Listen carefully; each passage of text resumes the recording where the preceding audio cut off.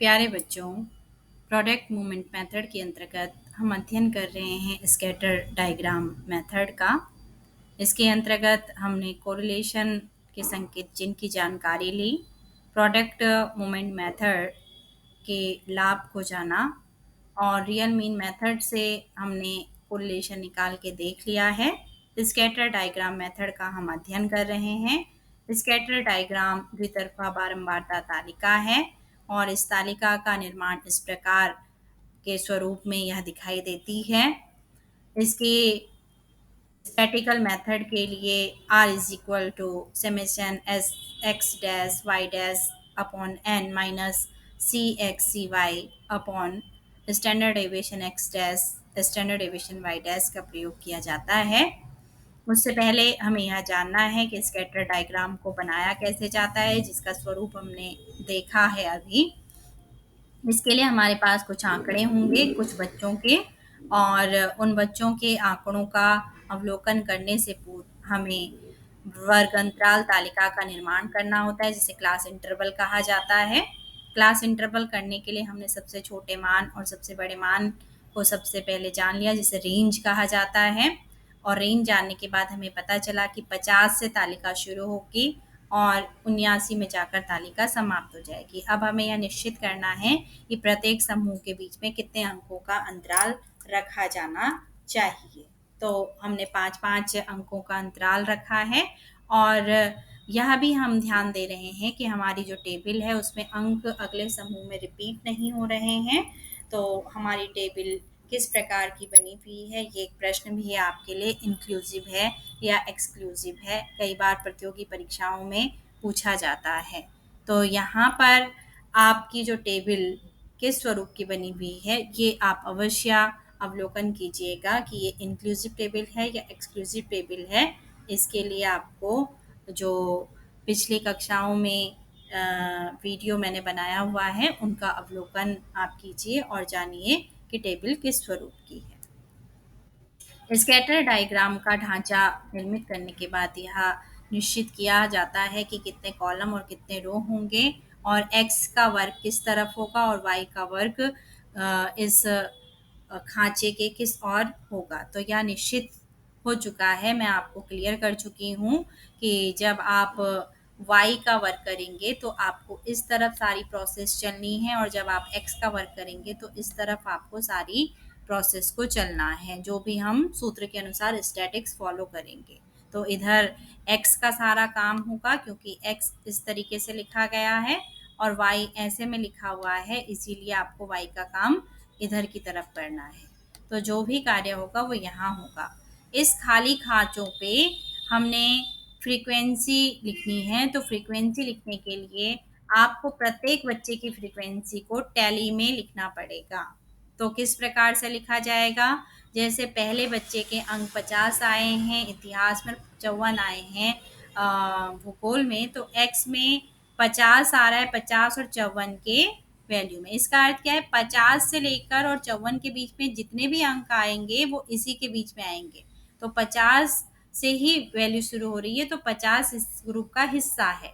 वैसे ही जब हम x में देखते हैं, y में देखते हैं, तो y में 54 यहाँ आ रहा है।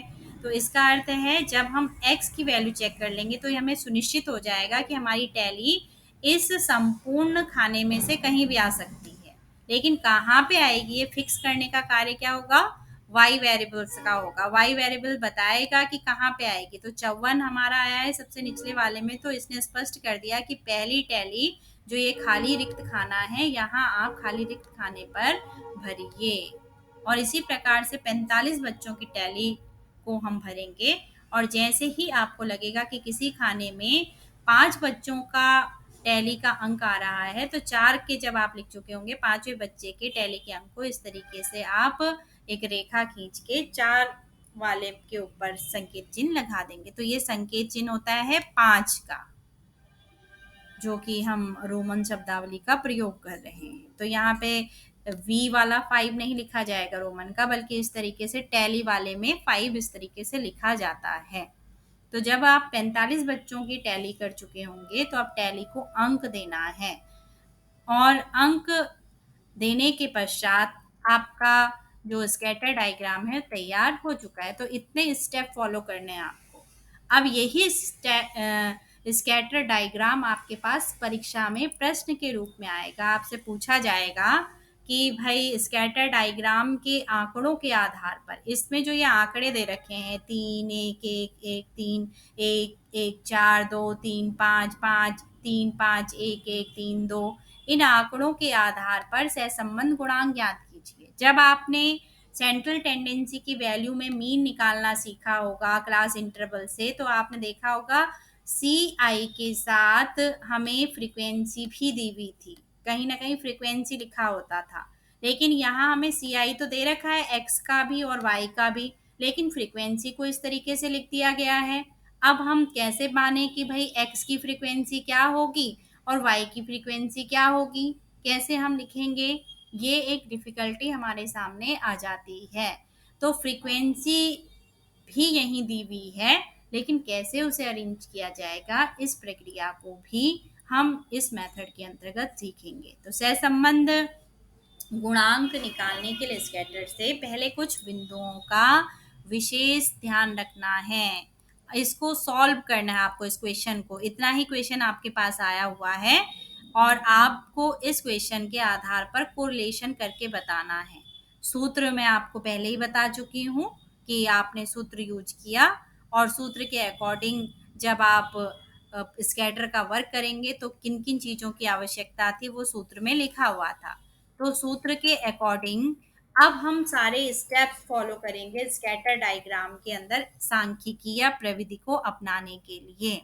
अब वो सारा काम कहाँ होगा, मैंने आपसे कहा y का वर्ग इधर खाली जगह पे होगा और x का कार्य इधर नीचे खाली जगह पे होगा। तो इसका अर्थ है स्कैटर का स्वरूप और भी ज्यादा बदल जाएगा। तो सबसे पहले कार्य है स्कैटर में फ्रीक्वेंसी को ज्ञात करना, x और y की फ्रीक्वेंसी को निकालना। और जब आप फ्रीक्वेंसी निकाल चुके होंगे तो दोनों ही फ्रीक्वेंसी का योग कितना आना चाहिए, 45 आना चाहिए। वो फ्रीक्वेंसी कितनी होनी चाहिए, 45 होनी चाहिए। नेक्स्ट स्टेप है इसका कि आपको स्कैटर डायग्राम का जो सूत्र है उसके अकॉर्डिंग अब आगे की प्रोसेस अपनानी है। फ्रीक्वेंसी निकाल दी। फ्रीक्वेंसी निकालने के लिए आप ध्यान देंगे कि जो y की फ्रीक्वेंसी वो किधर लिखी जाएगी, इधर लिखी जाएगी। तो y के जितने भी आंकड़े जा रहे हैं वो कैसे जा रहे हैं, ऐसे जा रहे हैं। तो इसका अर्थ है आप y की फ्रीक्वेंसी लिखने के लिए आपको कैसे पता चलेगा, इसके लिए आप क्या करेंगे, इधर y f आपने कर दिया या एफ वाई आप कर सकते हैं कि ये किसकी फ्रीक्वेंसी है, y की फ्रीक्वेंसी है। तो अब 50 से 54 में जो आपकी फ्रीक्वेंसी आ रही है वो 3-2 कर देंगे तो कितना हो जाएगा, यहाँ पे 5 हो जाएगा। यहाँ कितना लिख देंगे आप, 5 लिख देंगे फ्रीक्वेंसी लिखते हुए। फिर 55 से 59 में y आ रहा है 3-5, आपका कितना हो गया, 8 और 1 9 और 1 10 हो गया। इनको जोड़ दिया तो यहाँ कितना लिख लेंगे आप, 10। 60 से 64 में आपका आ रहा है केवल 5 लिखा हुआ है तो कितना लिख लेंगे, 5 लिख लेंगे। फिर वैसे ही 65 से 69 में 2-3-5 तो कितना हो गया, 10 यहाँ पे हो गया। फिर वैसे ही 70 से 74 में 4-1-1 कितना हो गया, 6 हो गया। और वैसे ही आपने 75 से 79 में 3-1-1-1-3 कितना हुआ, 9 हुआ। तो ये आपकी y की फ्रीक्वेंसी आ गई। तो अब इसको जोड़ के देखिए कितना आपका आ रहा है टोटल। तो जब आप 5-10 होता है 15 और धन कितना हुआ 5, 20, धन 10 हुआ 30 और धन आपका यहाँ पे कितना हुआ, 9 और 6 हो गया है आपके पास यहाँ पे 15। तो आपका n कितना आ गया यहाँ पे y का, 45 आ गया है। तो एक तो हमारी चीज क्या हो गई है, क्लियर हो गई कि n 45 आ रहा है, यानी कि हमने जो टैली निकाली थी y की वो बिल्कुल करेक्ट टैली है। तो क्या x की फ्रीक्वेंसी भी ऐसी आ रही है कि नहीं आ रही है, तो यहाँ हम क्या लिख लेंगे, x एफ लिख लेंगे या एफ एक्स, जो भी आपको उचित लगता है वो आप लिख सकते हैं कि ये एक्स की फ्रीक्वेंसी है, या केवल एफ भी आप लिख सकते हैं। जब आपको ये समझ में आ जाए कि नीचे हम एक्स कवर करेंगे और साइड में हम वाई कवर करेंगे, तो आप केवल एफ भी लिख सकते हैं। तो अब जब हमने y के अंकों को ऐसे जोड़ा है, तो अब x के नंबरों को हम कैसे जोड़ेंगे, ऐसे में जोड़ेंगे। तो हम देखेंगे 3 धन 3 कितना होता है, 6 होता है। वैसे ही 3 धन 2 धन 5 धन 2 कितना हो गया, 12 हो गया। तो यहाँ हम लिख देंगे 12। अब नेक्स्ट वाले कॉलम में आएंगे तो 1 धन 1 धन 3 धन 5 धन 1 कितना हुआ, 2 और 3 हुआ 5 और 5 हुए 10 और यहाँ पे आ गया आपका 11। फिर ऐसे ही आप नेक्स्ट वाले क्लास इंटरवल में 65 से 69 में आप क्या आ रहे हैं, 5 1 6 1 7 और 1 8 यहाँ पे आ गया। और फिर वैसे यहाँ पे भी आप 4 और 1 हो जाता है आपका 5। और फिर अंतिम वाले में 75 से लेके 79 तक में आ रहा है 3। अब इसको भी चेक कीजिए कि क्या ये भी 45 आ रहा है। तो जब आप गिनेंगे कि 12 और 6 कितना हो गया, 18 हुआ, और एक और जुड़ा तो 19 और 10 हो गए हैं आपके। 19 और 10 कितना हो जाएगा, यहाँ पे 29 हो गए हैं। और फिर उसके बाद यहाँ पे आ गया है 8। तो फिर 19 और 10 यहाँ पे आपने 11 आपने किया तो 29 हुए थे। 29 में अगेन आपने 8 जोड़ लिया है, तो 8 जोड़ने के बाद कितना आ गया, यहाँ पे 37 आ गया है। 37 में आपने 5 जोड़ा तो 42 हो गया है, और 42 में आपने 3 जोड़ा तो 45 हो गया है। इसका अर्थ है x से भी हमारा n कितना आ रहा है, 45 ही आ रहा है। तो हमारी जो हमने टैली की वो बिल्कुल सही टैली है।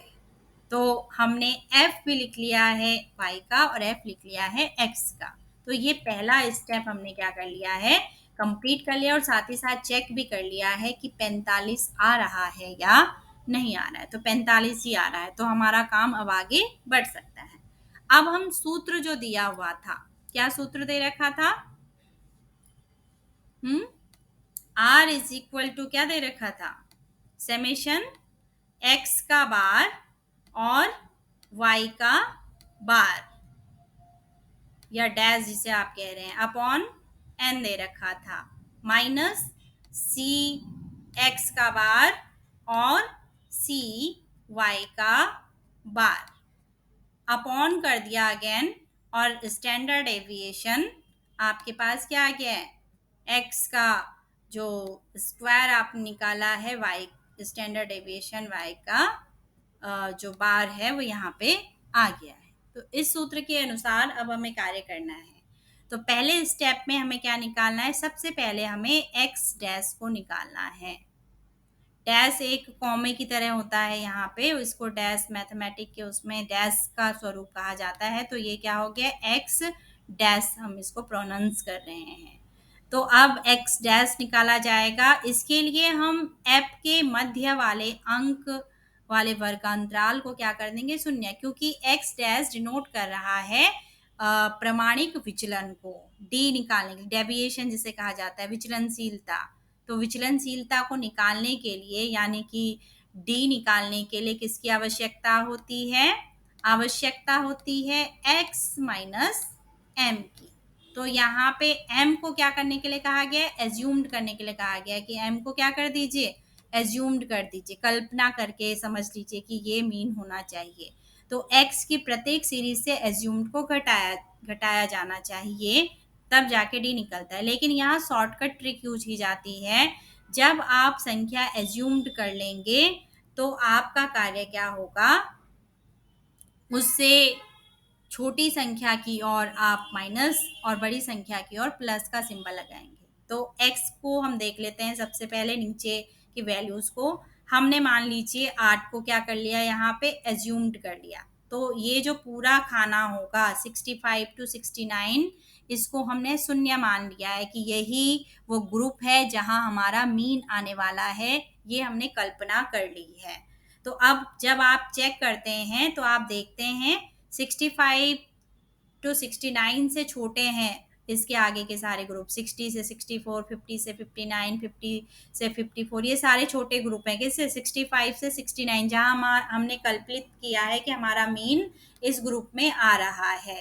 तो अब हम इसके नीचे वाले उसमें जब एक्स डैश निकालेंगे तो एक्स डैश निकालते हुए हमारा कार्य क्या है? 8 के नीचे हम क्या लिख देंगे? शून्य लिख देंगे। और इसके बाद जो घटती हुई संख्या है, शून्य के बाद एक आता है तो -1, -2 और -3 इस तरीके से लिखेंगे। और इसकी और यानी 65 से 69 के बाद जो संख्याएं जा रही हो बढ़ती हुई समूह है, तो 0 के बाद क्या आ जाएगा? +1 +2। इस तरीके से हमने जैसे x में किया वही सेम प्रोसेस हमें कहाँ चलना है? y की तरफ भी चलना है।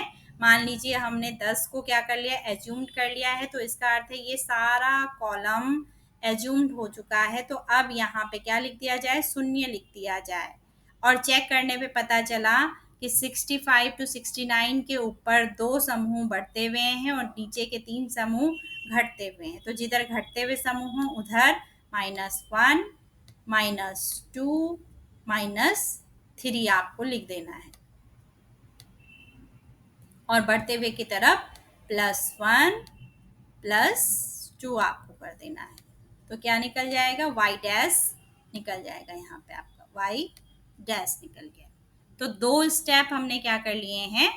पूरे कर लिए हैं। यहाँ पे हमने फ्रीक्वेंसी निकाल ली, हमने x डैश और y डैश निकाल लिया है। अब हमें क्या करना है? F X dash and F Y dash निकालना है। तो एफ एक्स डैश और एफ वाई डैश निकालने के लिए क्या करेंगे? जो अभी अभी हमने एक्स डैश और वाई डैश निकाला है उसकी फ्रीक्वेंसी के साथ गुणा कर देंगे। उसकी फ्रीक्वेंसी के साथ क्या करेंगे? गुणा कर देंगे। यहाँ विशेष ध्यान देना है कि जब आप एक्स डैश और वाई डैश का गुणा उसकी ही फ्रीक्वेंसी से कर रहे होंगे तो आपको प्लस और माइनस के चिन्हों का विशेष ध्यान देना है। पिछले वीडियो में भी बताया गया था आपको कि प्लस प्लस का क्या होता है? प्लस होता है। माइनस माइनस का क्या होता है? इसका भी प्लस होता है। और माइनस प्लस का क्या होगा? माइनस हो जाएगा। और प्लस माइनस का क्या होगा? इसका भी माइनस हो जाएगा। इसका अर्थ क्या है? ये 2 वेरिएबल्स की बात कर रहे हैं हम। यदि गुणा करते समय हम x की जो वैल्यू हमने सिलेक्ट की वो भी प्लस की है और y की जो वैल्यू से हम गुणा करने जा रहे हैं वो भी प्लस की है, तो जो उनका गुणनफल आएगा वो क्या होगा? प्लस में आएगा। माइनस में है, यदि x और y भी माइनस में है तो उनका गुणनफल प्लस हो जाएगा। किंतु x माइनस का है और y प्लस का है, तो यहाँ पे हम जो संकेत चिन्ह लगाएंगे वो माइनस का होगा। x प्लस का है और y माइनस का है तो संकेत चिन्ह क्या हो जाएगा? माइनस हो जाएगा। तो ये ध्यान रखना है, प्लस प्लस का प्लस, माइनस माइनस का प्लस, प्लस माइनस का माइनस, माइनस प्लस का माइनस। तो इन चीज़ों का यहाँ पे विशेष ध्यान रखना है।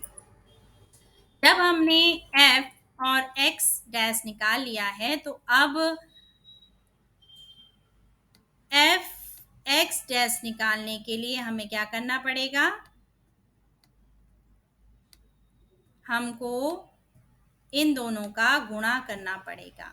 तो आप देख रहे हैं कि यहाँ पे 6 तो पॉजिटिव का है लेकिन 3 क्या हो गया? माइनस का है। तो 6 3 कितना हो गया? 6 गुणा आ गए, हमारे पास आ गया है 3, तो कितना आ गया? 18 आ गया। तो 18 जब हम लिखेंगे तो कौन सा सिंबल लगाना होगा? यहाँ पे माइनस का सिंबल लगाना होगा। ठीक वैसे ही 12 दूनी होगा तो सिंबल किसका? एक में प्लस का सिंबल आ गया, एक माइनस का सिंबल आ गया, तो प्लस माइनस क्या हो जाएंगे? माइनस हो जाएगा। तो क्या आ जाएगा? ये भी 44 भी माइनस का यहाँ पे आ जाएगा। फिर इसी प्रकार से 11 का 1 से गुणा कर रहे हैं तो सिंबल क्या हो जाएगा, माइनस का हो जाएगा, और 0 का गुणा 8 से करेंगे तो 0 ही आएगा।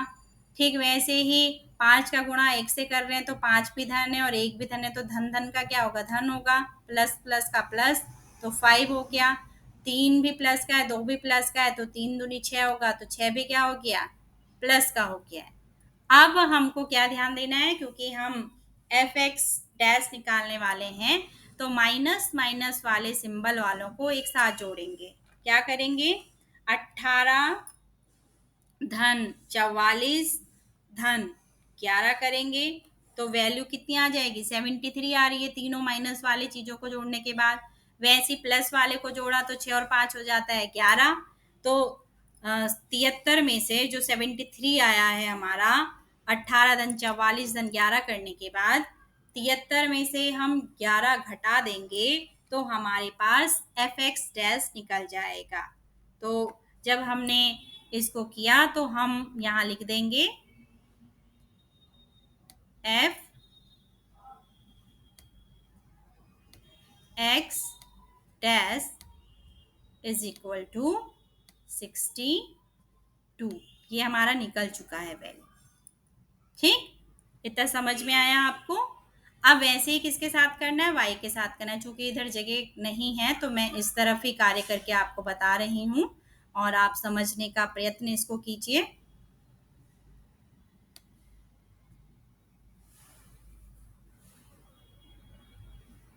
अब हमें क्या निकालना है, एफ वाई डैश निकालना है।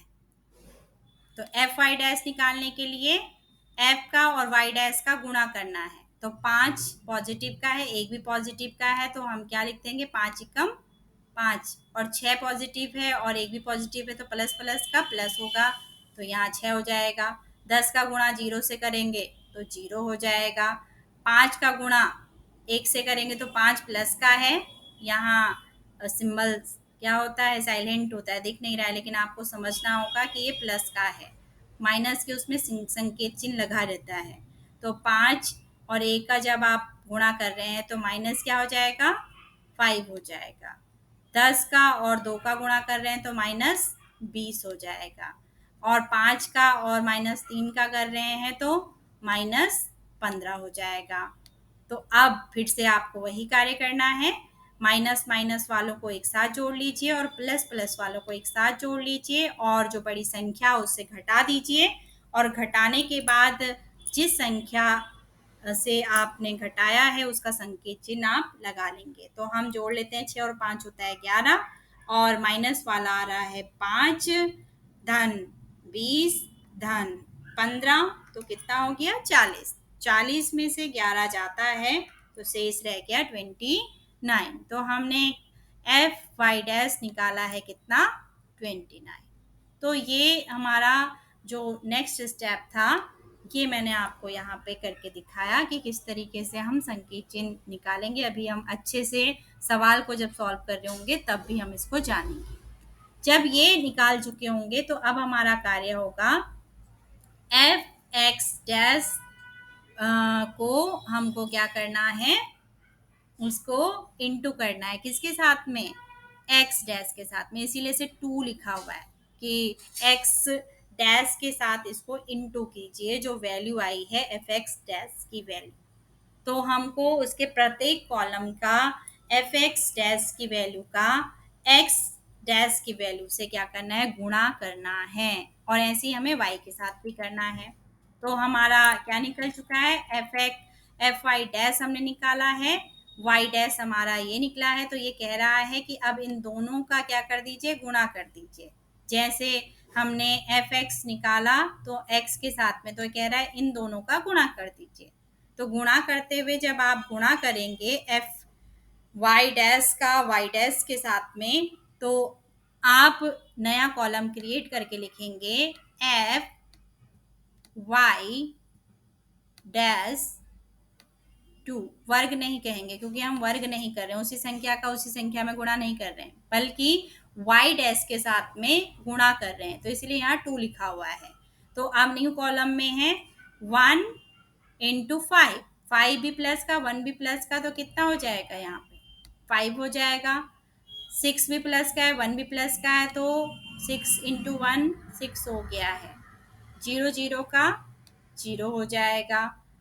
माइनस माइनस का मैंने कहा था प्लस होता है, तो 5 किस में आ जाएगा? माइनस की जगह यहाँ 5 ही लिखा जाएगा, क्योंकि सिंबल में माइनस माइनस का प्लस होता है।